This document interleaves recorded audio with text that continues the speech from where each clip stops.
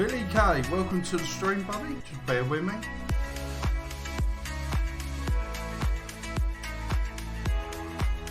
Gumbo Green, how's it going, my friend? Aspect JDM, hello. How you doing, my friend? I hope you're enjoying that Euro fishing game.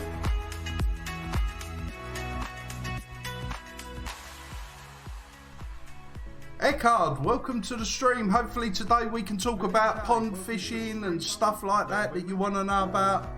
I know you was inquiring about the pond fishing, so just bear with me.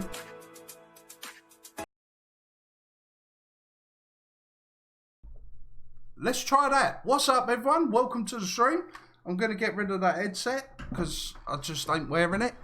I was going to do a fishing sim world video, and I thought today, well, do you know what? We might as well just talk about fishing because I've only got an hour. I had an update to do, and I thought, let's just talk about fishing.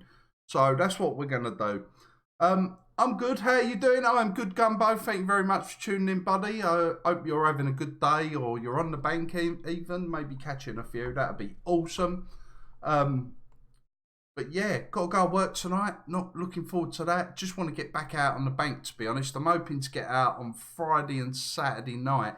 Not ideal. I like fishing midweek, but it is what it is. Cecily, is that? Welcome. Says, hi, BB. Blue Bear's in the house. How you doing, everyone? Aspect. Trying to catch a monster carp at the Grand Canal. I caught a lot of my monster carp on Fishing Sim World on... I think a lot of them were on float, to be honest, if I remember rightly. George Bond is in the house. Miss Spirit Wolf. Miss Spirit Wolf is in the house. How you doing, Miss Spirit Wolf? Hope you're keeping well, sweets. I know you've been a bit poorly. Says, hi, BB. So let me know if you've seen it, what you thought of the last vlog. I need to improve these vlogs a little bit, if I'm honest. I need to kind of add a bit of music and stuff like that, but it's a bit rough around the edges. Yesterday I was really pushed for time yesterday, and Saturday, because it was my anniversary Saturday, so I had to kind of just sort of throw it all together, and I thought, right, we'll just put it out, and you can kind of see it how it is, you know, like I didn't want it to be perfectly trimmed and all perfect and all beautiful music and stuff. It is what it is. We're on the bank. Mistakes happen. If I make mistakes, like when I was tying the rig, I stabbed myself with the hook. These things happen. So I tried to keep them in for you guys, you know, and see what you guys think. But let me know what you think of that. Any questions about fishing that you think I might be able to answer? I'll try. If I can't answer it, then I'm sure somebody in the chat will be able to answer it for you. Aspect says, stuff's gone quiet, laugh out loud. Should I spod or move? Try the spod. If the spod don't work, buddy, then get yourself onto another swim. The secret with that game is just to keep moving, if I'm honest. I might even put Fishing Sim World up once the update's done. See if this update's done. Let me have a look. No, not yet. The update's not done yet. I'm still doing the update on the Fishing Sim World. I want to go to Gigantica, to be honest. For those of you that don't know, Fishing Sim World is an actual game on the computers or the consoles. It's a fishing simulation game. It is actually very addictive. Really handy around the winter when you're it's too cold to go out. If you're like me, and I don't really go out much in the colder weather now. Christina Hunt, welcome to the stream. Do you always use pop-up rigs? No. The rig that I tied was a wafter rig. So the wafter does sort of sit above the hook ever so slightly. I use a lot of bottom bait rigs, if I'm honest. If I do, I don't do anything super complicated. Just a knotless knot and a little kicker, just a little bit of tubing or whatever that you can melt down, or these now Calder do these Calder kickers. I use them just to sort of give the kick off the back of the hook. But again, what I'll do in the next vlog, I'll show you my typical bottom bait rig. It depends. Like the problem I've got at the moment is the lake that I'm fishing, the syndicate that I'm fishing. We've seemed to have come across this very shallow underlying sort of silky weed, which we've don't really experience or haven't experienced in the 9 years that I've been on there. 8 years, I think it's 8 years, and all of a sudden we've got this weed, so we need to make sure our bait's presented properly, you know. Excuse me, just a little bit of a bit of coffee there. Hedgedew, welcome to the stream, my friend. Fishing for Chaos. Hello, Big Bug. How you doing? Going trout fishing August. Never done it before. I never really done trout. I've done when I went to Norway. I've done a lot of fishing in Norway for the couple of weeks that I was there, and I fished for the salmon coming in off the river. That was interesting. But I never fished for trout, and I see these guys with these fly rods where they're whipping them like that, and it looks like a real art to it. So I reckon it's going to take a bit of practice. Maybe get your fly rod out, get out on a field and practice the cast, because that looks the hardest bit, the casting. Do you use mainline baits? William, yes I do. What I should show you on my vlogs really, but I generally feed Scopex squid with particle and stuff like that. The Scopex squid, I use the squid syrup, the Scopex syrup to put over the top, make them really sticky. And then I might add a few bits and bobs to it, like if I want, because it's such clear water, I want it to kind of cloud up a little bit. And I use like milk, sort of dry powdered milks and things, just a gentle sprinkle over the top of them. And then when you throw them in, you kind of get that cloud. I add a bit of hemp oil or like a walnut oil. For hemp oil, guys and girls, my advice would be get yourself down Tesco's. I've been doing it for years. They got one called Old hemp oil or something like that. It's about 6 or 7 quid, I think, for like a 500 litre bottle. Much cheaper than other sources. Hemp oil is just hemp oil at the end of the day. So get yourself in Tesco for that.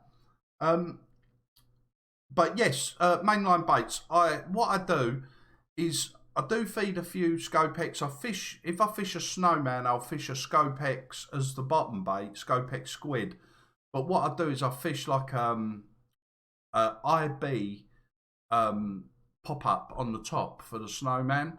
The mainline baits are amazing. I've got to be honest, the quality of them are cool. The problem is, see, I don't buy mine from the shop. I've got a source that I can get them cheaper, and I wouldn't pay shop prices. That's the thing. They are so much money in the shop. But mainline baits are amazing. Nash baits are amazing. They're just so expensive from the shops. Hence why you won't see me sort of going, yeah, use these because you got to have them, because if you go to the shop, you're going to be paying £12, £13 a kilo, you know. And at the end of the day, I'm a believer that if the fish are there and they're hungry, they're going to pick up your bait. But I pack around like a lot of particle. So on that last trip I done, I was feeding sweet corn because I'd run out of particle. You can buy particle from a lot of people that make particle now, whether it's on Facebook or wherever. A local bait company will boil up particle for you. If not, get yourself down the garden centre. Get yourself some pigeon conditioner and like a pigeon mixing seeds. You know, boil it up, soak it up for 24 hours, and it'll go all gloopy, and it's perfect when it's really gloopy. And you can buy that really cheap and use that as a feed bait. That'd be my advice. I am going for the first time pond fishing in a few weeks in a very small man-made pond. The same day I'm going there are 9 other anglers. What would you do to outfish them? Wow, that's a good question, Eckhard. I mean, how small is the pond? That's the question. If there's like carp in there, do something different. Like if they're all fishing on the bottom, then try, you know, coming up in the water slightly, or try a bit of floating bread. If you see the fish, then fish there. You know, get on the fish. That is the main thing. That's what I would do more than anything. Get on the fish. Bait. Fly fishing too hard for me. Yeah, I agree, Blue Bear. Fly fishing is hard work, but it looks fun. Fishing for Cuss. I am only 13 and I can fly fish. It's not that hard to do. I think it's technique. I think, you know, where you see them, they're sort of pulling line off the reel when they're whipping the rod back and they're making that great big loop and they're, you know. I think that's the art to it. But I think I'd end up in a knot. You know, I'm not going to lie. I'd end up in a big mess around my feet, tangled around my legs. I will try, mate, but I need to practice. Yeah, I think it is a practice. Nightbot, welcome. Bug, trust me, you don't need to fly for trout. Just get 2 carp rods, feeder, and the magic pellet. Yeah, I mean, trout love pellet. We know that. Hence why they were originally called trout pellet. That's what they feed them up on. So a lot of people forget that, you know. Jay Cholton says, Wagwan, how you doing, my friend? Welcome to the stream. Nightbot says, carp rods. I got you there, my friend. Richard Jones is in the house. How you doing, Richard? Can you use boilies on a pole rig? Well, they do boilies so small now. I mean, have you seen them match boilies they do? And years ago, I used to fish for tench and crucian carp when I was a kid. And we used to use mini boilies. And, oh, man, we used to have some great sessions. 14 hook, just side hook the boilie at the time. Because you didn't hear a lot about hair rigs and things when I was a kid. When I used to carp fish, there were so many boilies, I really didn't know what to choose. It's funny you say that, Miss Spirit Wolf. The market is absolutely flooded with these boilies now. And it's funny how, what makes me laugh is a lot of companies, they're all round, you know, and them fish I know fish haven't got the most intelligent brain. They've got a tiny little brain, but it is hard to know what ones. I generally go along the sort of, like you look at what I'm using now, the Scopex and the mainline IB. And the wafters I use are the actual high leakage pineapple. So I'm kind of mixing up fruit baits with fish meal baits, which is a bit bizarre. But I truly believe the fruit baits, it's a visual thing. So the Scopex will give off that big smell. And the IB or the pineapple is just because they're yellow. So it's like in their face, you know, they're seeing it. It's like, wow, look at that. You know, one yellow bait amongst all this particle and stuff like that. That's why I've been feeding sweet corn to show a bit more yellow because it is so clear, that water that I fish. But it is a hard one. I generally go along the lines of fish meal, obviously, for summer, that oily, you know, sort of smelly sort of fish. Maybe like a citrusy bait, so like a fruit bait or something like that for the winter. However, both will work at each time of the year. That is an old thing that used to be said. In the winter, you've got to use fruit baits, you know, citrusy baits. And in the summer, you've got to use fish meal. I mean, I tried many different baits on that syndicate that I'm on, and it just so happened I thought to myself, right, I've got to get on the Scopex here because so many people feed Scopex and all the anglers were catching on Scopex squid. So hence why I went over there. But it is a bit of a minefield. But there's something to be said for trying something different. Every time you go fishing, you try something different. The only problem with the boilies is, and my, you know, what kind of angers us all really, is they're so expensive, you know. But I do believe if you're in the right place at the right time and the fish are hungry, they're going to eat it. You know, it's different for me and you. If we see a bit of food, we got to pick it up with our hands and we can smell it and maybe dab it on your tongue. How does that taste? You know, like when you're a kid, a little tiny bite. Oh no, I don't like that. Fish have got to put it in their mouth. They can't feel it. Yes, they can smell it, but they can't feel it. Anything they want to try, they have to put in their mouth. They've got no choice. Whereas we can kind of, like an egg, right? I can't stand eggs. If someone give me an egg mayonnaise sandwich, I'll be like, oh no, I ain't trying that. That's disgusting. You know, I don't have to put it in my mouth. If a carp wants to try it, they have to put it in their mouth, as long as the smell is making them curious, you know. But that is a good point, Miss Spirit Wolf. I've got to say that is a really good point. Aspect. How do you get TP in this game? I swear it's different than Eurofishing. Yes, it is. The only way you can get TP is by leveling up. Obviously, the better fish you catch, the more you level up. The more you level up, the more TP points you get, tackle points. Gumbo. Best boilies, I think, is CC More live system.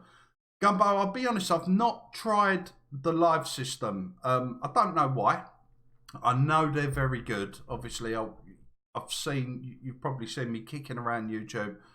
I go on a lot of people's sort of live streams and I watch what people are doing.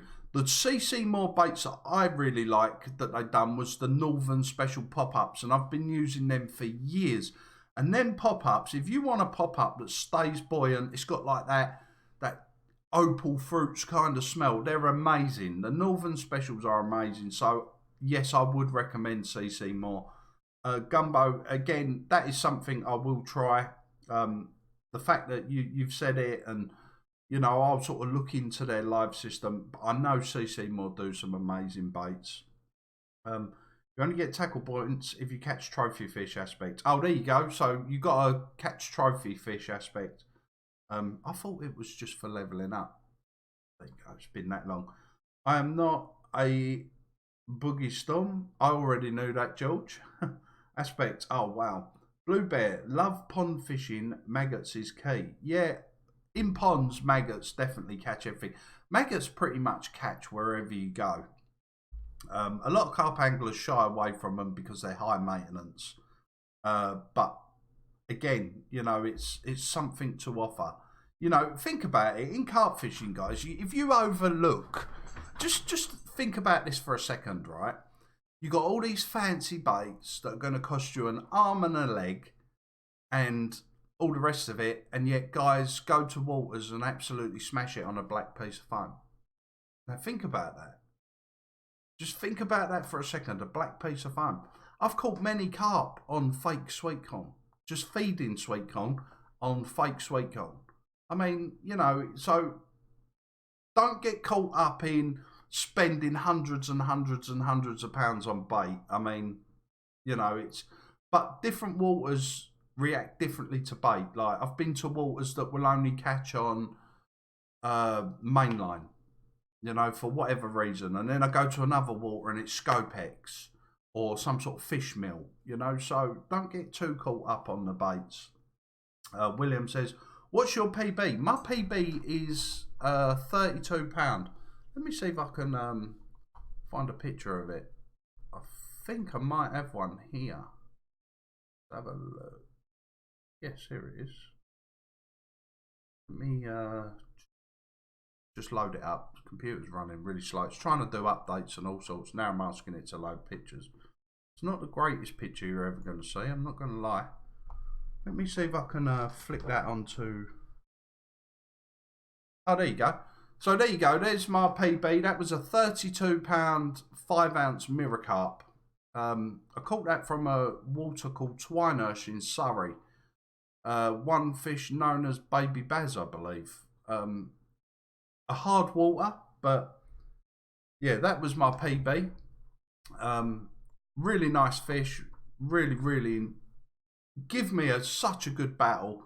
I caught that, believe it or not, on a Pina Colada Steamies was what I caught that on. Absolutely amazing. Best bit is when you hook a big carp on the fly. I can only imagine fishing for chaos. That must be absolute chaos. Seen people catch 20-pound pike on fly and sea bass. Looks crazy. Blue Bear, what I will say, pike are predators. So, I mean, this year alone, I caught 2 pike. In the early part, like February and March when I was fishing. It was on my vlogs. And I caught one on a pink pop-up. As I was, the last rod, I picked it up, wound it in, and I caught a small jack. And then I was fishing that wafter rig I use. I was wafting two pieces of fake sweet corn. I didn't wind it in, nothing. I was sitting there. It ripped off, and I caught myself a £14, I think it was £14 2-ounce pike. I mean, unbelievable, you know, on sweet corn. So if they're hungry and something catches their eye, they're gonna take it. Whether it's a fly, you think about it. They eat flies, they eat frogs, they eat ducks, they just eat anything they can get their sort of mouth around. You know. You old school fisherman bug, have you heard old myth about WD-40 on? Yes, Blue Bear. I did hear the rumours of using WD-40. I've never done it myself, dude. Let me put it this way to you. Squirt a little bit of WD-40 on the end of your finger. Just yeah, don't, and then put it on your tongue. Tell me how you think that tastes. What it is, WD-40 gives off an oil because it's like a grease spray, isn't it? You know, to loosen up all them tight bolts and things. And you like that, and it'll come through the water and you'll see it. Well, your oils in a supermarket will do that. Like, and I don't mean go and put £16 of lard in your boilies or in your baits. I mean, like, look, you've got like walnut oils and hemp oils, and you can get every type of oil, fish oil, a killer bait, salmon oil, real stinky good oil. But now we've got the weather for it. When it's warm, we can use oils. When it's not warm, we can't, because the oil doesn't disperse properly.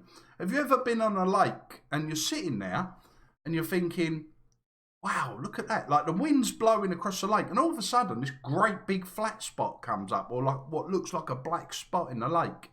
And you're thinking, what's that?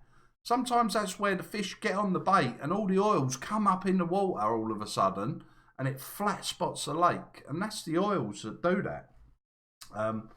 Let's have a look. Yep, red.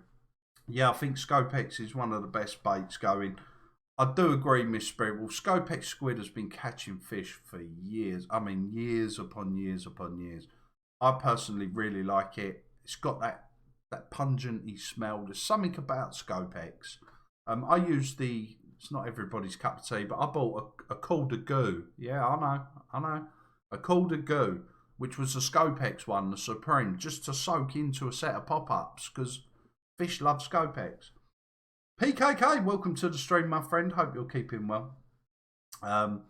Eckhard says the pond is 180 metres long by 45 metres wide. The deepest point is 3.2 metres. The pond is stocked with carp and sharp tooth catfish. I have been told flavoured sweet corn works good on a hair rig. If there's carp in there, my friend, sweet, I don't know exactly where you are, Eckhard. Sharp tooth catfish, I'm not sure. Is that in there? That's America, isn't it? Or somewhere like that. But anyway, carp love food. So, sweet corn, luncheon meat, bread. If you're after the catfish, then you're on your own, my friend. I'm not much of a catfish angler, I've got to be honest. There's lots of people on YouTube. The old Robin Red, yeah, Robin Red. Scopex with Robin Red. Now you got something there. How did you know that? I just knew, George. I know. I'm a very, very good judge of character, my friend. Oh my God, that's a beauty. Yeah, it was all right. Do you use zigs when the weather's right? I've never had much success on zigs. I'm not going to lie. Zigs have got their place in fishing and they work well. The problem is I'm not very good at zig fishing. And I think that's my downfall. Maybe I should educate myself a little bit more. I do use zigs. A lot of people don't like zigs. But again, they catch fish. If you can find the depth of the fish, then they will definitely catch fish. Jack says, hi Bug, how are you? I am good, my friend. Thank you for tuning in. I appreciate that. Well done on your 23 common carp. Thank you so much, Jack. It was just under £20, my friend. Just under. Eckhard says, I am Oh, you're talking about the one on Instagram. Yeah, that was a little while ago, that picture. Don't forget, boys and girls, I am on Instagram. It's bigbug_YT. If you want to hook me up and come check me out. It's an open page. Come and join. Come and ask me questions. Do whatever. I thought I better join the Instagrammers because I seem to be the only person on the planet that wasn't using Instagram, I am in South Africa, but I am after the CARP. South Africa's, one of the best CARP teams in the world was from Africa, my friend. South Africa. That's where our Call the Goo comes from and stuff like that. I don't know what size the carp go to in South Africa, but, luncheon meat is good for catfish and carp. Yeah, what we used to do when we were kids, we were using luncheon meat. We used to cut it into the cubes that we wanted. It was always cubes. I'm not sure why. And then before we went, we used to very lightly fry it. And the reason we used to do that is because we used to hook it. There wasn't hair rigs and stuff. We used to hook it. But when you very lightly fry it, it puts a harder skin around it. Good tip. Let's have a look. Some people say dog food, frolic, or cat food is good for carp. Yeah, be careful with cat food because some cat foods are quite poisonous to carp. But dog food, we used to use Vitamin. Vitalin's another cheap source of bait. Vitamin is basically dried dog food. You don't want the Vitamin with the chicken or the Vitamin with the beef. What you want is the original Vitamin. And then what you do is you put half in your bucket. It's a dry mix. Fill it with water like over the top of your Vitamin. Let it soak for an hour. And then you can add sweet corn, crushed boilies, seeds, whatever you want to it. And the good thing with Vitamin is you can ball it up like a ground bait. And it will sink, to get it to the bottom of the lake. Vitamin, we used to use that a hell of a lot. Vitamin was the one, honestly. I've got some, have I got any? No, I haven't got any pictures of that, but I use a micro pellet and a bread on the bottom and I catch lots of fish. So what's the difference between doing that and fishing boilies? The difference between doing that and fishing boilies, the thing is, if I use bread and I put my rods out and then I get in bed for the night waiting for the rods to go off, the problem is the bread can come off quite easily. Like small fish can get on the bread.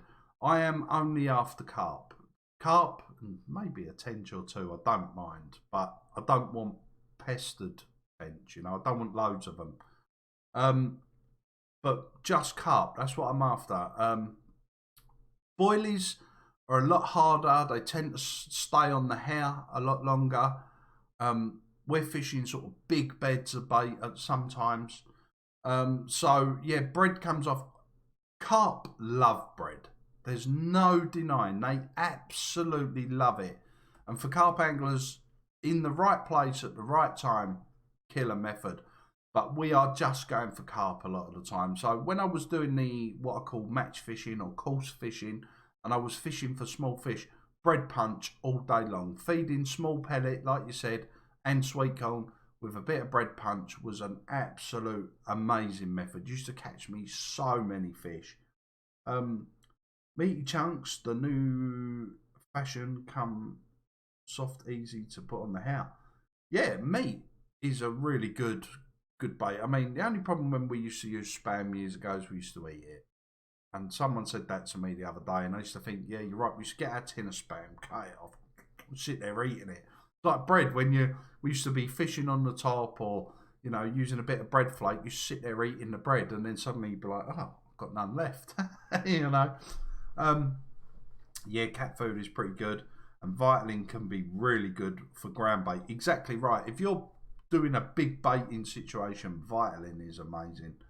The biggest in the pond I am going to is 16 kilos. Fully big scaled mirror carp of 11 kilos. Nice. That's not too bad, my friend. That's a good fish. So, good luck with that. Christina Hunt George went downstairs to get his lunch. Can you answer his question, please? I already did answer it, Christina. I just knew. I knew he wasn't. I can tell when someone's chatting crap. What's the best bait for tench? Oh, wow. Well, we used to use mini boilies, and that was amazing. Sweet corn is amazing. What I used to do years ago, when I was into sort of catching coarse fish, if you like, or tench fishing, I used to use food dye and dye one set. I used to get 2 bait boxes, fill them with sweet corn, and then I'd dye one red and one yellow. And then on a nice size hook, I would use like a red sweet corn, but I would feed yellow sweet corn. So I'd throw yellow out, but feed fish red over the top. And on where I used to feed red sweet corn, I used to fish yellow over the top, just for a bit of variation, a bit of an eye catcher maybe. That was the way I used to use sweet corn for tench. I mean, tench fishing is the one. If I could find a really good lake around here that held a lot of tench and crucian carp, I would probably go fishing for them, if I'm honest. Oh, hello.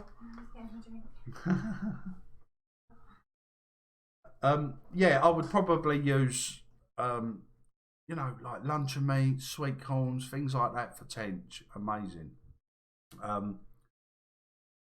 I go to a lake where all I need is bread. Exactly right, Jack.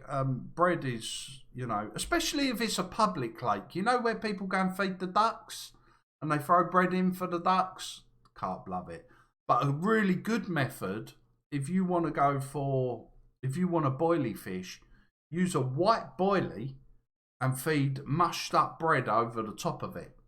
Yeah? So what you do, get your boilie, just chop it into a slightly different shape, a white boilie, and then feed sloppy bread over the top of it as a ground bait. Killer method. Meaty chunks like soft biscuit. Anything happens. I mean, I've caught fish on jelly babies. I've hair-rigged jelly babies before and caught fish. I mean, the fish, like I said, they've got to put it in their mouth. So if it's got some sort of scent, what you got to remember with things like bread, it's full of salt and sugar. And that's exactly what the carp love. Salt, they love. Sweet, they love. So bread's got all that in it. And then you add to the mix like a little bit of a jelly baby or a jelly sweet. I mean, I've done it as a laugh when I was younger. I was like, I'm going to use it. I was eating jelly babies. I was like, I'm going to use a jelly baby. I'm going to try a yellow one. And I put it on the hair and it caught. So, earthworms, tench. Earthworms are very good. But be prepared for a few perch. Exactly right. Zach Gaming says, hi, BB. How you doing, my friend? Welcome to the stream. We're just chatting everything fishing at the moment. Give people a chance to ask me what they want. If I don't know the answer to their question, somebody in the chat will definitely know. So don't forget to hit that like and subscribe, boys and girls. That'd be really cool. So I'm going to be getting ready for my next session. I think Friday or Saturday. I might try and sneak out on a Thursday night because it's the weekend. So come Friday, the lake's going to be getting really busy again. I didn't realise it was bank holiday this weekend. So when I went out last, the lake was filling up with people. And I was thinking, what is going on here? But obviously it was bank holiday. Let me just have a quick vape.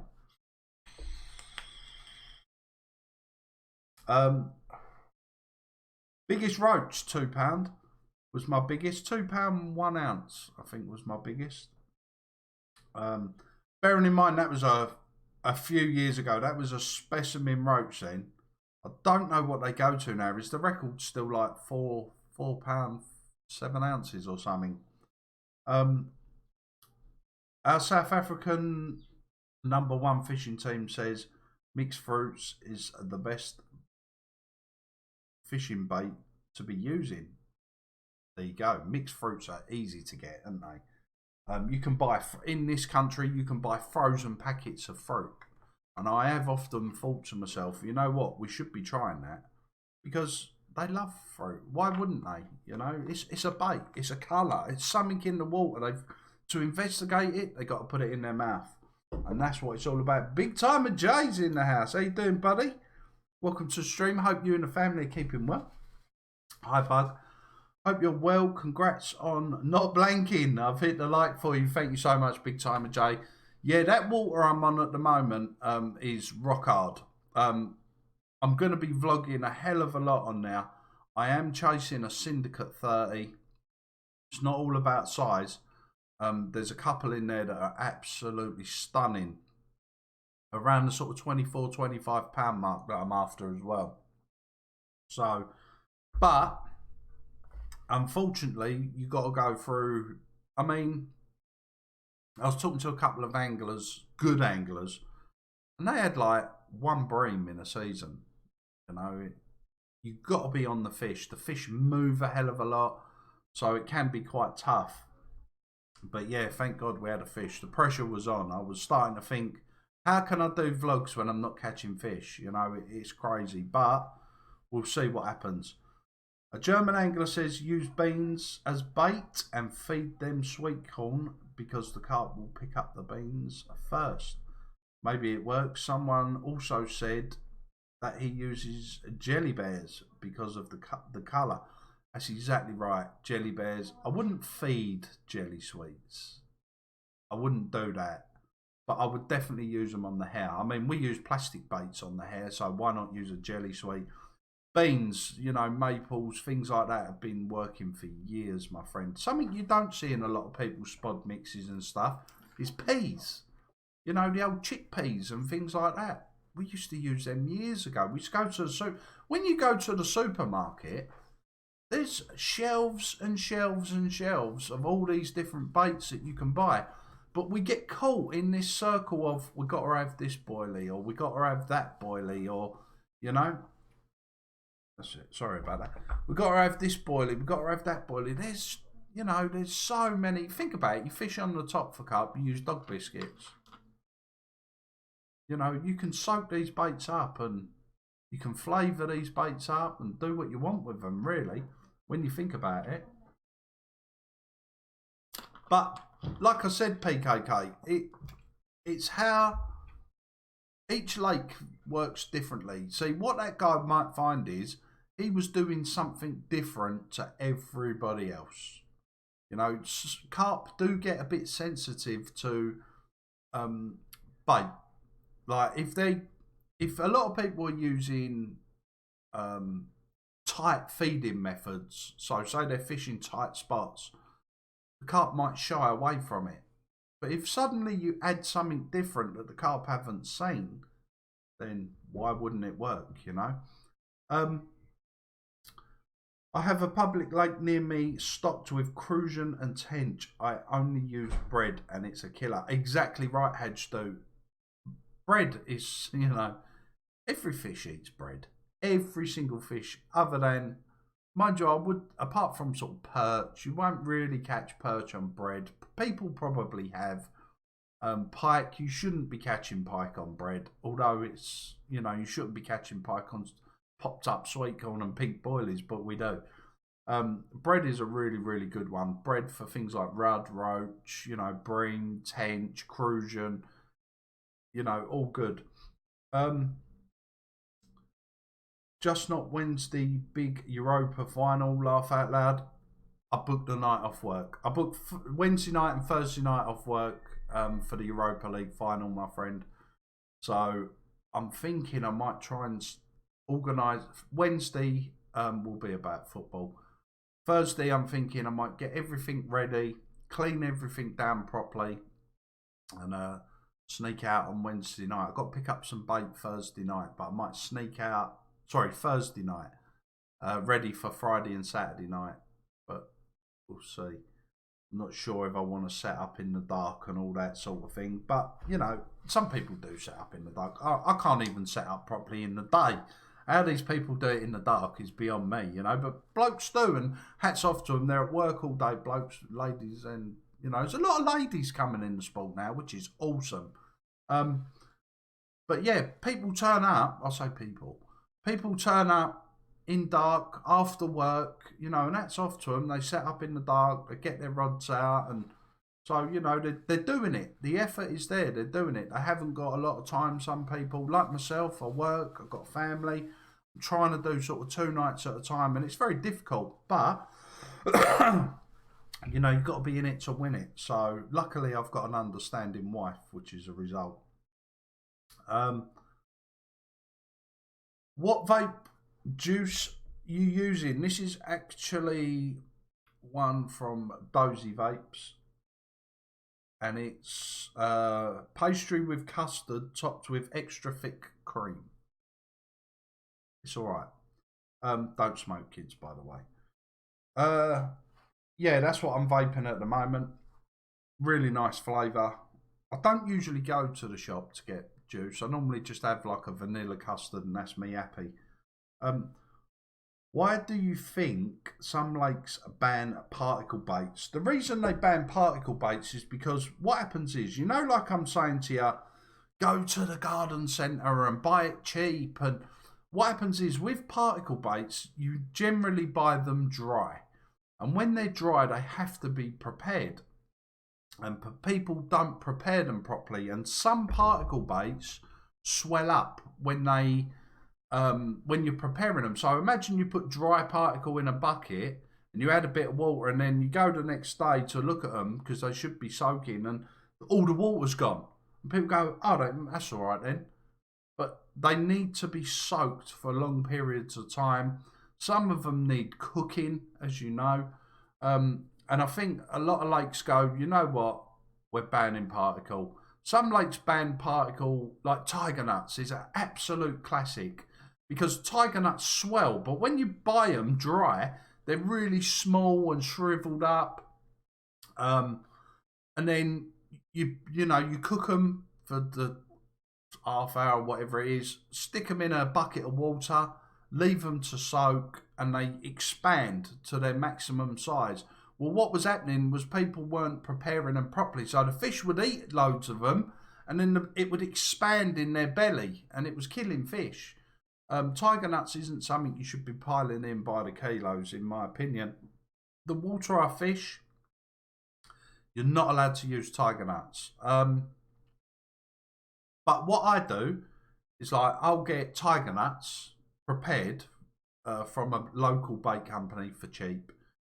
Put them in a blender, add water, blend them up into it goes like a white milkshake. Yeah, just really blend it good. It goes to like a white milkshake. Tiger milk, you can drink tiger milk because obviously tiger nuts are not nuts. That's a myth. And what you do is you strain it off, all the bits, you catch all the bits, and the milk that you get, stick it over your boilies or in your particle. You know, you've got yourself a bit of a flavour in there, bit of an edge. When you throw your particle out, it clouds the water up. Really good. Some lakes ban like plastic baits and things like that as well. It's just down to the lakes. Like some lakes I go to, or I have been to, say no barbed hooks. But yet you go to the next lake and they say no barbless hooks. So it's what the lake owner believes at the time, and he instates that rule, which is fair enough, you know. We have trees growing next to our rivers. Foliage work like a bomb because the carp eat. Exactly right. Another bait we used to use, Eckhard, actually, talking about trees and things like that, was one called elderberries, and they were amazing for roach. Elderberries. Only certain times of the year, though. I think it was the colder weather. Big Bug George uses. What's that? Stewing for ground bait. Why not? I mean, if you can use anything for ground bait, any sort of bait, you know, as long as it's not going to kill the fish. Like I said, some cat foods you've got to read the back. Because years ago, you used to read the back and it used to say poisonous to fish. So you've got to be a little bit careful, but cat biscuits, things like that, all good stuff. We used to find tins, years ago, we used to turn up with tins of dog food and tins of cat food, tip it out the tin, mush it up with some bread and throw it out as ground bait. And we never understood why, as kids, it worked so well, but it did, you know. We have the Phantom Disliker in the house. Not bothered, Miss Spirit Wolf, honestly. But you can buy all of them pre-prepared by companies. Exactly right. That's what I'm saying. I don't prepare a lot of my own particle. For me, it's a time thing. It's much easier for me to go to a local bait company where I can buy 10 kilos of particle for 20, 25 quid and just put it in the freezer and take it out as I need it. You know, I've got a separate bait freezer in my garage. And it's just much easier for me to do that. It's much more convenient, hence why I do that. If I was on a budget, like a tighter budget, I'm always on a budget where it comes to fishing, to be fair. But if I was on a tighter budget, I would then buy it for maybe half the price and prepare it myself. You know, if you're doing if I suddenly decided I'm going to do a big bait campaign where I'm piling it in, particles and stuff like that, then I would buy it dry and prepare it myself. And there's a lot of advantages to preparing it yourself because you can add what you want to it. Chili flakes, you know, different sort of, you know, what do they call it? Munger is the thing, isn't it? Munger. You can add loads of, you know, stuff to your bait. You can add tunas and oils and chili flakes and salt and all that sort of stuff yourself, you know. So there is an advantage to that. Hey Bug, hey Conquer, how you doing, my friend? Welcome to the stream. Right, Bug, I'm off to do some tournaments on Fishing Sim World. Speak to you soon. Take care, laters. Thank you very much, Big Timer Joe. I really do appreciate that. Yeah, like I say, I was doing an update. I was going to do a Fishing Sim World vlog, and I thought I've only got an hour because I've got work tonight, so I'm gonna kind of oh, hang on a minute. Oh, there we go. Yeah, I'm gonna kind of just, you know, let it update and maybe I'll do a couple of videos. I want to go to Gigantica. So do you float fish? Not so much now, I've got to be honest, but I do always carry floats in my tackle box, and the reason I do that is because sometimes you can kind of see the fish in the margins and they're just that little bit out the way, and you can kind of flick a float round the corner at them. Again, it's definitely got its place. I love watching a float as well. I love to watch a float, you know, where you see it bob and then woof, sail away. I love that. I mean, you know, like I said to you, I was a match angler, a course angler for years and years and years when I was growing up and learning how to fish. You know, problem nowadays is a lot of people go straight into carp fishing.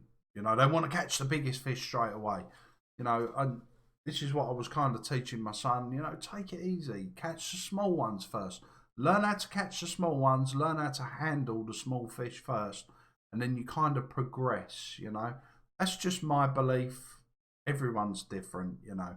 Some people go straight into carp fishing because they got friends that are very good carp anglers and they fish with them. That's fair enough, you know. Take care, Big Timer. I really appreciate that, buddy. Thank you. You have a good day. What do you think of dough as a bait? Dough. Not really sure. Not really tried dough. I've tried like a bread paste and stuff like that. Pastes and stuff are good. Again, they all work. I mean, think about it. Years ago, we used to fish for carp, just carp, with potatoes. You know, potato baits and cheeses and stuff like that. You know, so all these baits do work, but a lot of the older baits now are kind of forgotten about. And I often think to myself, it'd be worth going back. I mean, you look at that last vlog I've done, I tied a German rig, what we call a German rig.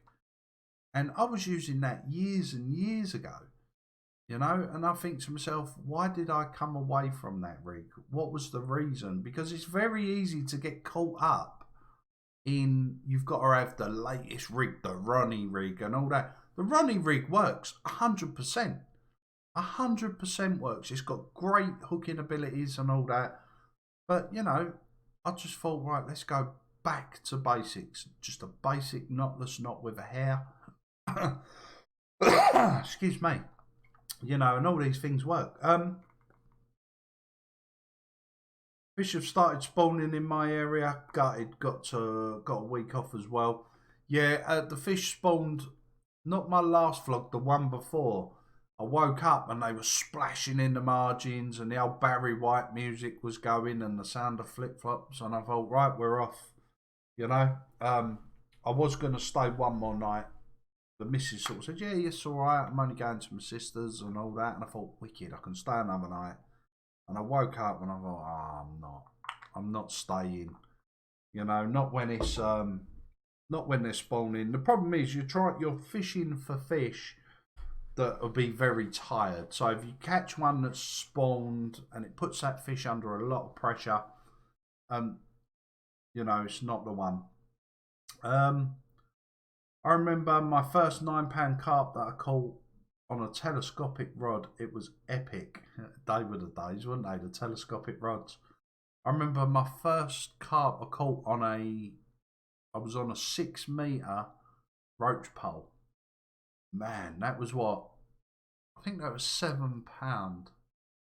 I'd caught a lot of little carp in the past, but I think it was £7 and it run me up and down the reeds. I was literally walking along the reed line with my pole over the top, going, whoa, you know. I remember that, how hard they used to fight. And we never had the carp poles that you get today.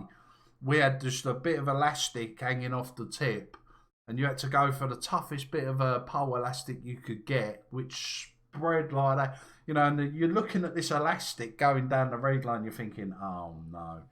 I used to love pole fishing, that was great. Random Joker. I always think simple rigs are most effective. Welcome to the stream, Random. I hope you're keeping well, buddy. Random, 100%. Basic rigs is all you need. If them fish are hungry and they come over your bait, right? They look at your bait and they're coming over the top and they dive down on it. If they pick your bait up, you're gonna hook one. That is 100%. A visual thing is definitely an edge sometimes. Like in clear water, I will use quite a bright bait. If it's a murky water, I would go for more of a bait that kicks off like a more of a scent. Do you get what I mean? But in clear water, high visibility baits, basic rigs is all you need. What's your favourite fish to eat? I love salmon. I'm going to let you into a secret now. I don't like fish to eat. Hence why I probably don't do sea fishing. I like all the crap in the sea. So I like prawns, crab sticks, scampi. I like scampi. But I don't eat cod, mackerel, that kind of thing. If I had to eat a fish, it would probably be cod. When I went to our South African tournament, we were told to kill the earthworms first when using them as bait because they bury themselves in the mud and not to be found. Yeah, I can kind of see that. But the thing is, you get an earthworm, when you hook it, have you ever hooked an earthworm? It sort of goes and it does all this crawling around and, you know, so I can see why they would bury themselves in. In this country, we use sacks of maggots in the winter, and what we do is we take the air out, and what that does is it kills the maggots off. And then what happens is you open the bag up, and then after a little while they come back to life. It's great. Those were the days. Laugh out loud. Yeah, exactly right. Big Bug. What have I missed? Rival, you've not missed a lot, buddy. We're just chatting general fishing, just having a quick chat before I have to get ready for work and do a couple of nights at work tonight. Got an extra 2 nights off, like I say, for the football and things like that. But like I say, we're just chatting everything fishing, different ideas people are throwing around and stuff like that.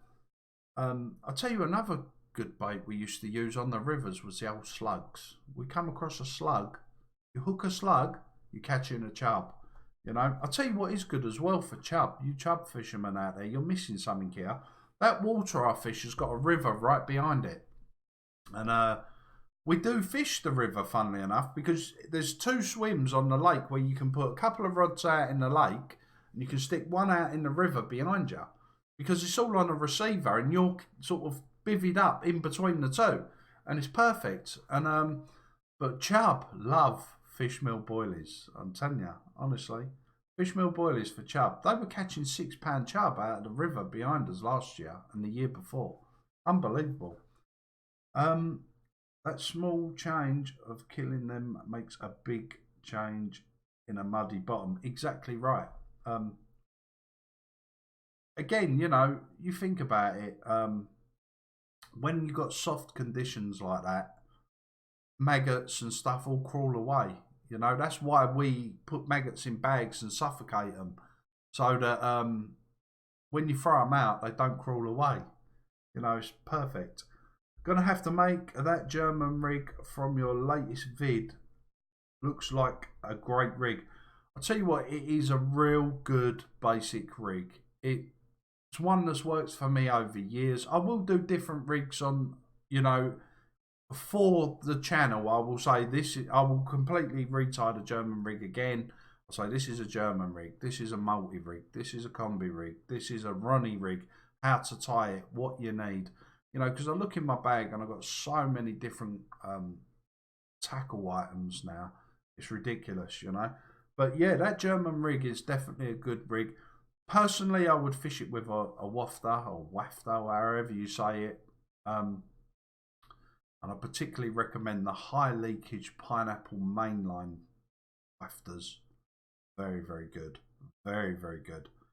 But yeah, wafter. And then you can also do a snowman on it as well, you know, as long as it sits up above the hook, you know, that's all you want. If the bait can sit on the hook, that's not a problem because it disguises the hook off the bottom. So yeah, real good rig. I really do recommend it. I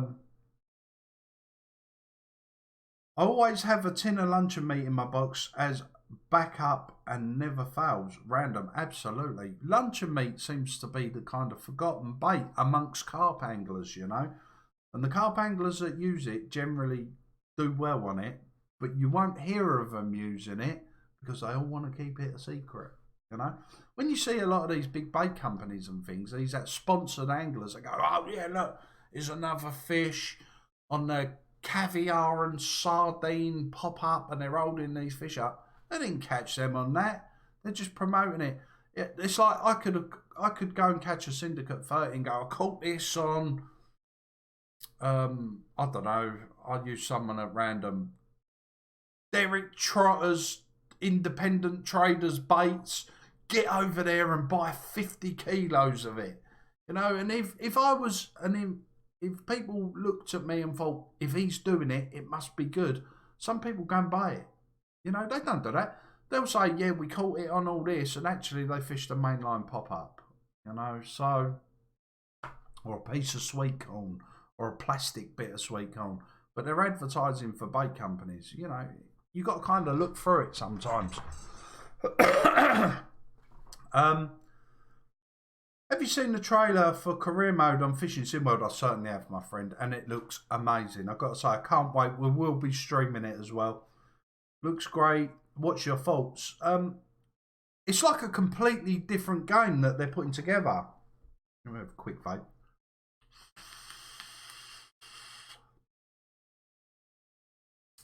It's like a completely different game that they're putting together. You know, it's like a complete revamp. Personally, I'm not overly interested in bass fishing and stuff like that. I understand the sport of bass fishing, but it's just not my thing. I'm more sort of European, and American guys and girls are more into their American stuff. But yeah, it looks amazing. I like the career mode. Good idea. I did apply actually for the testing of Fishing Sim World's updates and stuff. They said about going there at the end of the May, but I didn't get the email. Maybe they went big bug. Don't think so. Eckhard says, what would be your best rig for boilies? just a standard knotless knot, my friend. Just a standard knotless knot. If the hook turns, so you know when you run it across this part of your hand here, as long as that hook flips over and grabs into your hand and it works, then just a knotless knot. They're just fish. You know, I understand there is riggy waters, as they say, but just a knotless.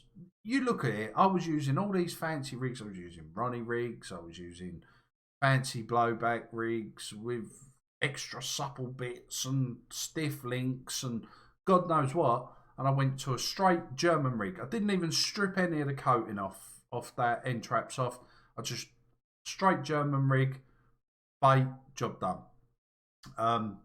So yeah, keep it basic, guys. I don't think you need to get involved in, you know, buying all this stuff for certain rigs.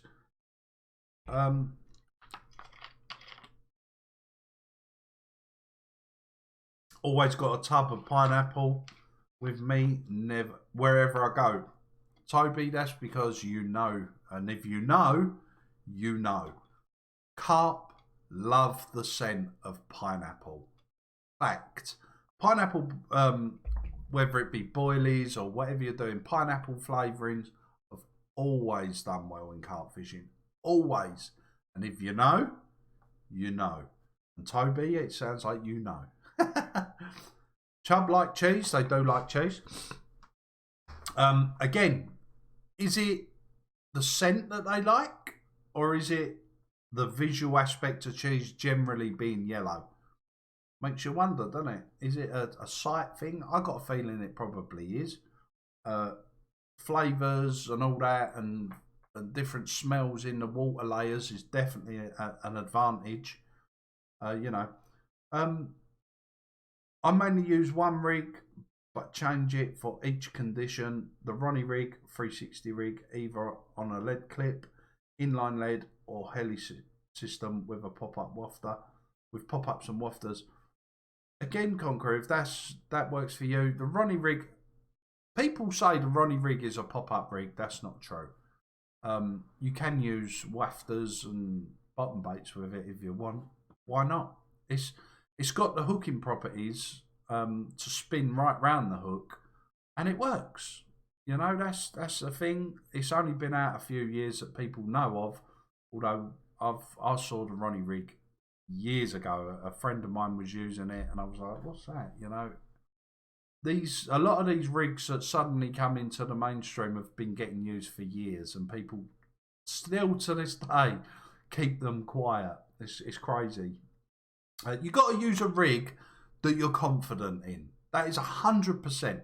If you use your favourite, most confident rig when you see fish, and then you know, right, I'm happy, I'm confident, because confidence is massive.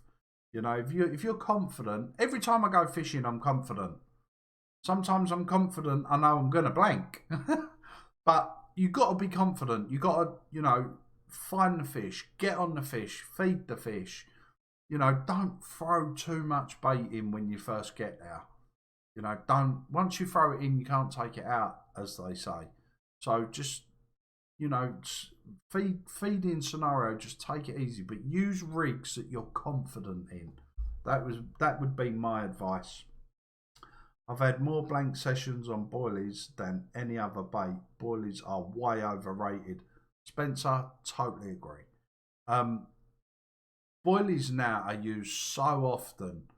15mm boilies are just used so often. Them fish must know that it's a danger zone as soon as they go over it. They must look and go, whoa, another round bait. Do I touch it or do I not? You know, boilies can be quite hard work. Boilie fishing, you know, like I said to you, a lot of these big anglers, they're using popped up sweet corn and bits of foam, and, you know, they use all sorts, you know. So certain fish are known as boilie monsters, so they will eat as many boilies as they can get hold of, and other fish just will not touch a boilie. Fact. if you're in a lake full of naturals, like the lake I'm on is absolutely packed with natural food sources, you know, a lot of them fish don't touch boilies. There's one fish in there in particular, I think it's called XY. Is that the name of it? I think it's XY or something like that. And it's just known that it will not touch a boilie. Very, very occasionally, it comes out on boilie. Hence, when people go, oh, that fish only comes out once every 3 years. Yeah, because everyone's using boilies, and that fish won't touch them. He's on the naturals. He's on the beetles and the, you know, the small, tiny little fry fish and stuff like that. Or, you know, the bream spawn, the carp feed. You know, they feed on spawn. It's like caviar, isn't it? You know. So some fish just don't like boilies. So Spencer, I totally get that. Rival says, would you ever do a session with some of your subscribers? I would come. The problem is, Rival, and I've said this before, I would definitely do a session with other anglers, if you like, but they would have to be 100% over 18. We live in such a strange world now that you got to think of, you know, it's a bit strange, isn't it? Imagine if someone's 13 and want to come fishing with me. How would their parents feel about that? They'd probably be like, hang on a minute. You know, so it would have to be strictly over 18s. But yeah, I would probably meet up with subscribers at some point. If the channel grew and we sort of grow and grow, then I would probably do something like that. I'd like to do something charity-wise, but I don't know what yet. My dad personally has suffered a lot of heart attacks in his life. So maybe something for like a heart foundation or something for, you know, Great Ormond Street, Macmillan even, cancer. I don't know yet. Something for the future. I'm kind of thinking about it. It takes me a long time to get my brain going. So, and then maybe, you know, if we're doing something for charity, I could get a group of people together and do something. I'm not, you know, like a sponsored fish or something for the armed forces or something, you know, for people injured when they're off at war, protecting us as it was. That would probably be, you know, a nice touch. I can tie a 360 rig. Yeah, that is awesome, Miss Spirit Wolf. That 360 rig, I was using that, you know, with the, we called it, I think, the multi-rig then, with a stiff boom and then a little bit of braid on the end with what we call the Panama knot. Now, if you don't know what that is, don't panic, because I am going to do these rigs for you on camera. I'll show you one that was responsible for my biggest fish, was that where you got that stiff bit of bone or fluorocarbon, a little supple bit on the end, and that hook could spin, you know, could spin right round. Great rigs. Do you tie your own rigs, George? George, I use pole fishing. Yeah, awesome. Toby says, some places have been overfished with pineapple. Very true, Toby. Pineapple, Tutti Frutti went through a phase where everyone was using it. The problem is, what happens is a lot of people stop using it because the next fantastic bait comes along and you just go back to it. And I mean, like boilies and stuff like that, I'm thinking about making my own range of pop-ups and trying to do them cheaper because these baits are easy to make. They're not hard to make. You know, why not? I mean, you go into a shop, they're what, £6.50 a pot now? Like, you know, you can make them so cheap, and I might even consider doing it. I don't know yet. I'm thinking about maybe creating just like a hat, but again, I don't want to do anything until I've tested it and tried it myself, you know. So Ronnie Reed, good for maggots as well. It allows the hook to turn, and yeah, exactly right. I use pole fishing. Pole fishing is really good. Pole fishing is so accurate, honestly. Spirit said, I would love to meet you before I die. Laugh out loud. We can sort that out, Miss Spirit Wolf. Not an issue. We can sort that out. But don't talk like that. Okay? charity fishing match. And have you ever heard about the blowout tube rig? The blowout tube rig. Let me Google that. I need to see it because some rigs are called different things. Let me just Google that. Blowout tube rig. Let's have a look. Blowout.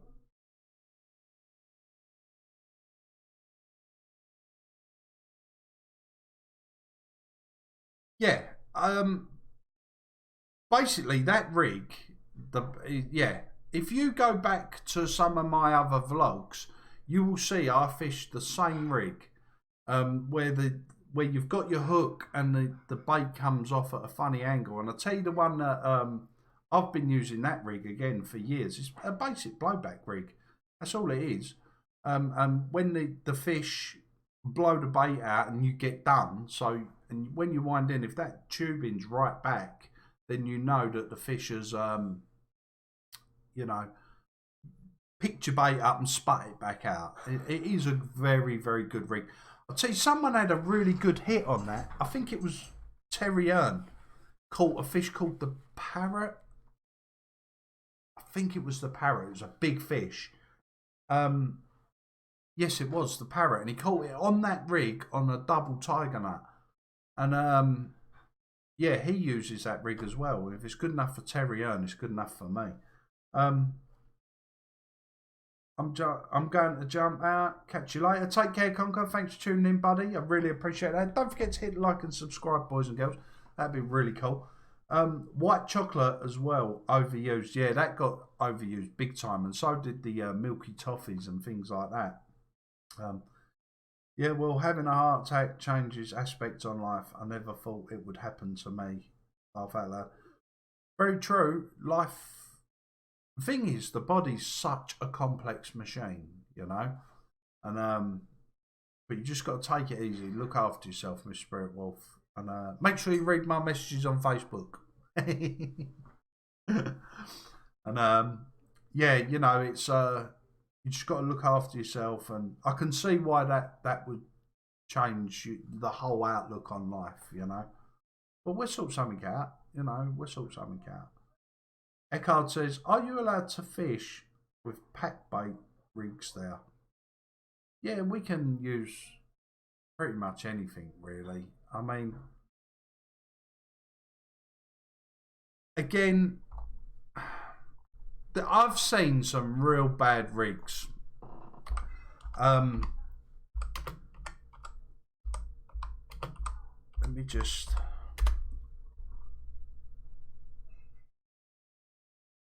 I'm just looking to see what you're talking about for pack bait. Pack bait is obviously baits that come out of a pack. We call it method. We use like a method feeder. I assume that's the same thing. In this country, in the UK, we don't use more than one hook at a time on that one line. So one rod, one reel, one hook. I've seen baits, I've seen rigs where you've got the cage and they pack the bait round it, and there's like 3, 4, 5 hooks coming off it. That's not the done deal in the UK. You would be kicked off 99% of waters for using that rig in the UK. It's just how the UK is. It's big business in the UK. And the CARP obviously are very well looked after. So if that's the type of rig you mean, where you've got like 3 or 4 hooks coming off on different lines, then no, we're not. We do use a method feeder, like a pack bait feeder, with just one hook, you know, like that. Latest Conker says rival. Yeah, read that. Are you allowed? Yeah, I will, hun bun. Appreciate it, Miss Spirit Wolf. What's your favourite pop-up flavour? I really like the CC Moores. It's like do you remember the Starbursts or the opal fruit baits? Opal fruits. It smells like that. They're like they're really good pop-ups. Generally matching what I'm fishing is really good. I like pineapple pop-ups. I like Scopex squid pop-ups. I've used strawberry pop-ups in the past. General sort of fish meal pop-ups. Just, I'll try anything. I won't just use one pop-up on all 3 rods. I will use might be a yellow pineapple pop-up on one rod. I might use pink on the other one, white on the other one. They might be 3 different flavours. And whichever one works, I will swap to. It kind of works like that for me. But there's so many different pop-ups and flavours and stuff on the market now. You're kind of spoilt for choice if you're buying from a shop, A lot of these shops do charge you a lot of money though, So, we'll see. Open fruits. Made to make your mouth water. Do you know what? Just thinking about them, my spirit was making my mouth water. I remember that advert. Made to make your mouth water. Well, that was a few years ago, wasn't it, sweets, eh? Definitely. I remember that. Let me show you, have a look here.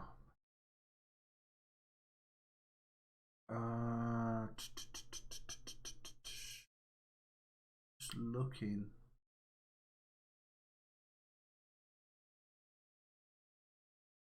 I was going to show you that, but I'm not going to now. Oh, there you go. Right, yeah, so, like I say, with rigs and baits and things, try something different. It doesn't have to be boilies, There's a lot of baits out there. Get yourself in the supermarket. All them flavourings for things like Chinese, Mexican. My particle, when I prepare my particle, I use cayenne pepper. I put loads of it on. I buy a little pot of it like that and I put loads of it on, honestly, and let it soak in. Because it's just something a bit different. Paprika is another one. Rock salt, I put that in. Anything really. There's so many different flavourings and stuff that you can use. Welcome Frosty, says hi Bug. Looking at getting a new carp cradle suggestions. I was looking at the carp cradles and the Nash one that I wanted was 110 quid. And I thought, I'm not, let me just shut this door, 2 seconds. Yeah, it was 110 quid and I thought, I'm not paying £110 for a cradle. So I went and bought the Sabre one. I think it was about 50 quid and it's perfect. Does everything I need it to do. It's got a couple of little drain nets at either side so the water can drain out. It's perfect, for that sort of cradle. I do recommend a cradle though. They do make life a lot easier. Like you can lift your fish in a retainer, put it into the cradle, keep it covered up a bit, get your bucket of water ready, and you're ready to go. And then you can open up, pour the water. Another tip, guys, for you. I don't know if you watched my last vlog, and a lot of people don't realise this. When you get a fish that's going crazy on the bank, what I done in that vlog was ever so lightly just opened its gill cover and you just very gently tip water so it hits its back and runs into its gills. And when you tip water into its gills nice and gently, yeah, and then just a bit down the body, it completely calms the fish. Yeah, if you put water into their gills, it will calm them down. I promise you, it absolutely 100% works. I don't know why a lot of these companies don't tell you this, like Calder or Fox or whatever. I'm not picking them out in particular. I think they worry about people damaging the inside them gills, So you've got to be very careful, but you just gently lift the gill and ever so gently tip the water in so it just trickles into one side of its gills. That fish I had in the vlog was going crazy on the bank. You saw it. You could see it doing all this. I picked the water up, gently tipped it into its gills, and then run the water back over its body. Picked it up, got the shot that I wanted, put it back. That is a big edge. That will give you enough time to get your picture, because we all know how lively some of these fish can be. especially if you've had one in the retainer for a while. That can be a bit crazy. So yeah, going back to your question, I would recommend the Sabre cradle. To be honest, it's about 50 quid, but there's a lot of cradles on the market now. Nikki Howe says, "Hi mate, loving the vids. Keep them coming. Thank you so much, Nikki. I really appreciate that." Yeah, we're going to be. I'm out again. On I think Friday, stroke Saturday for 2 nights again. So I'll be doing a vlog for that. So you'll probably get it Sunday or Monday. It's quite difficult to do a lot of vlogs. I was thinking about breaking it up into 2 parts, and then I thought, well, you know, but I'm going to do more rig tying videos for you guys if that helps. A lot of people that come into these sort of streams are 100% more experienced than me. Yes, I've been fishing for 30 odd years, but I generally tie rigs and show people things for those that are quite fresh to carp fishing. So the way I tie a rig might be different to, say, Nikki. He might tie it, or she might tie it different, whatever. Or Rival, or Miss Spirit Wolf.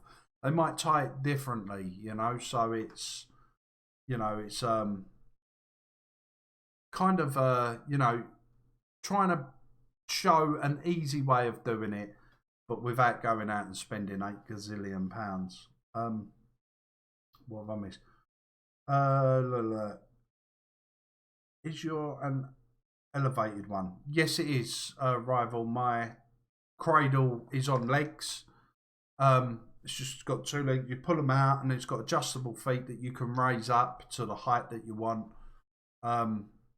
Yeah, it's got legs. You can use a lot of people prefer to use the ground cradles. The reason I got an elevated one was purely because I'm tall.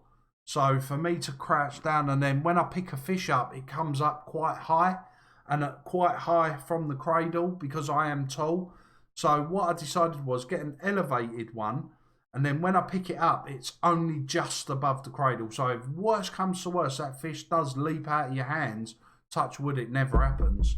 But if it does happen, it hasn't got far to go. It's only going to drop a small amount, and then it'll be back in the cradle, you know. And that way it's very padded, very soft. That's the way I do it. I used to let the carp suck my thumb, and that seemed to calm them down as well. Yeah, that used to be an old thing, didn't it? Stick your thumb in its mouth or your finger. I don't think people do that so much now. Like I say, if you want that perfect camera shot with your hand sort of tucked out of the way, that's the other thing I see as well. Like some people picking a fish up and they're like goalkeepers. Their fingers are like that, you know. That's experience where you learn how to put your. It's going to sound terrible. You put the anal fin between your fingers. Don't squeeze it, obviously, and then one just underneath the head or around one side of its peck, and very, very carefully sort of hoist it up. But people have got different ways of calming them down. But I find just tipping that little bit of water into their gill cover really does make a difference. We are only allowed to use pack bait rigs with 2 hooks, and they must be micro barbed. Yeah, we can't do that here, Eckhard. In the UK, that would be very frowned upon, using more than 1 hook. In fact, I'm 100% sure that would get you kicked out of most lakes, stroke syndicates. Purely because if you hook, the way they would view it is, if you hook the fish in the mouth, then the well done, girl, thank you. Coffee. Thank you so much. Wow. If you hook the fish in the mouth, that's awesome. If you hook the fish in the mouth, then you still got 1 hook swinging around.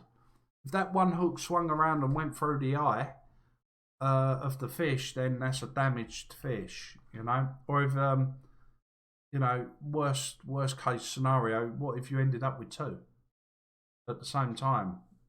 It's kind of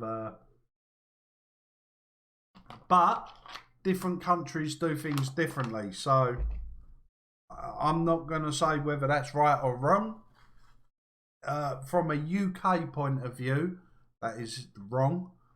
But other parts of the world, I know do that. I know they do things like that in America. I know they do things like that, obviously, where you are, and other countries as well. But personally, in the UK, that can't happen. You know, I knew that was the rig you was talking about as well, because I've seen it before. I don't understand why you would want to use a rig with two hooks. Yeah, it kind of I've actually see a young boy tie one on YouTube in America, and there was about 4 or 5 hooks on there, and I thought to myself, oh my god, you know, and it was on there as a CARP rig, and I was thinking, oh my god, you know, but in some countries CARP are pests. Like in Australia, they're pests. They're not native, so, and they're killing a lot of the native species food sources like weed beds and things like that.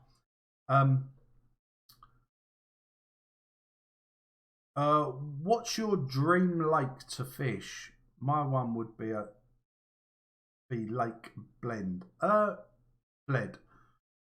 My dream lake. Wow.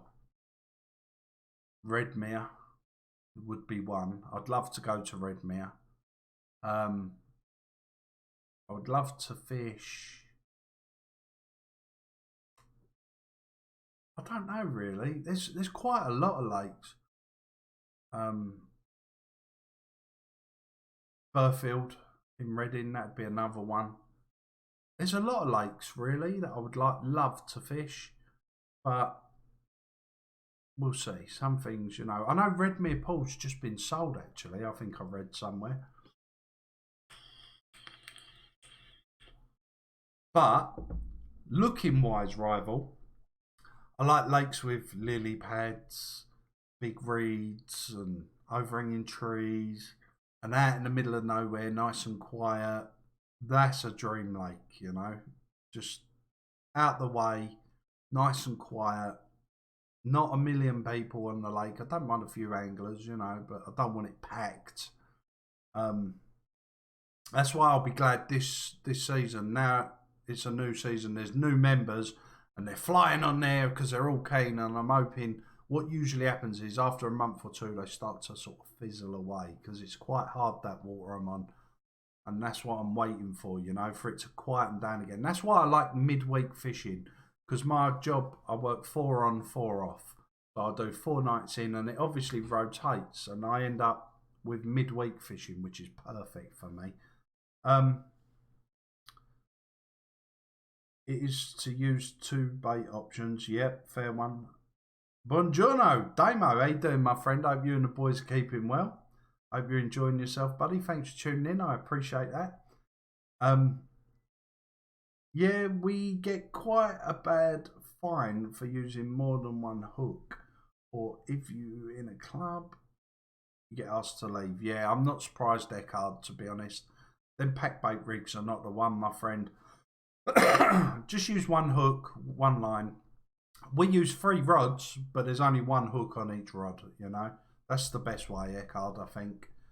I would love to go carp fishing again, full stop, but no longer can. Yeah, it's trouble is you're at the situation where you got to kind of, you know, take care of yourself, you know, and just take it easy. I mean, I was out on the bank, like, you know, a few days ago, and it was so hot. I had nowhere to escape the sun. I ended up moving right down inside the tree line to try and find some shade, and you know, that kind of pressure, I was feeling it. I wouldn't say I'm young and fit at all, actually. You know, I was feeling, I was sweating, and I was thinking, I've got to get out of this sun, you know. And even if you turn your bivvy to get in the shade, your bivvy's like a pressure cooker, you know. Sometimes it's, you know. Zach Gaming YT says hello. How you doing, buddy? Welcome. Right, boys and girls, I'm going to end the stream now. I really appreciate you all tuning in. I do appreciate that. It was nice just to come on and have a chat, you know. Really do appreciate that. Don't forget to give us a thumbs up, boys and girls. That'd be really cool. Like I said, my next upload will probably be... I might try and do a live stream, actually, Thursday. Depends how busy I am. So don't hold me to that. I might do a Fishing Sim World one. Or I might do a couple of videos on Fishing Sim World for you guys. But the next vlog update or vlog will be probably Sunday or Monday that it'll be out. So hopefully you can all tune in for that. If you haven't seen the vlog already, don't forget to go back and have a look. Don't forget to hook me up on Instagram, bigbug_YT. Come on Instagram. I'm on Facebook. You can go on now. You can message me. You can ask me what you want. If I know the answer, I can answer it. If it's an impossible question, then I can't, obviously. And not that anybody seems to use it these days, but there's Twitter there as well. So I really do appreciate it. Laters, Big Bug. Thanks very much. Jacob, you just missed the stream, buddy. We're just about to end it. You must see on YouTube how people in our country catch the sharp-toothed cat. I do, Eckhard. I do get it, my friend. Just in the UK, it's a different sort of thing. I just got the notification. Typical YouTube, Jacob. Typical YouTube. Thanks for tuning in, everyone. I really do appreciate it. I've got to get ready for work. I've got to have something to eat and get ready for work. And I hope to catch you all again soon. Look after yourself, Miss Spirit Wolf. And everybody else, I hope you enjoy the rest of your bank holiday Monday or wherever you are, your Monday. And look after yourselves. As I always like to say, take care. Peace.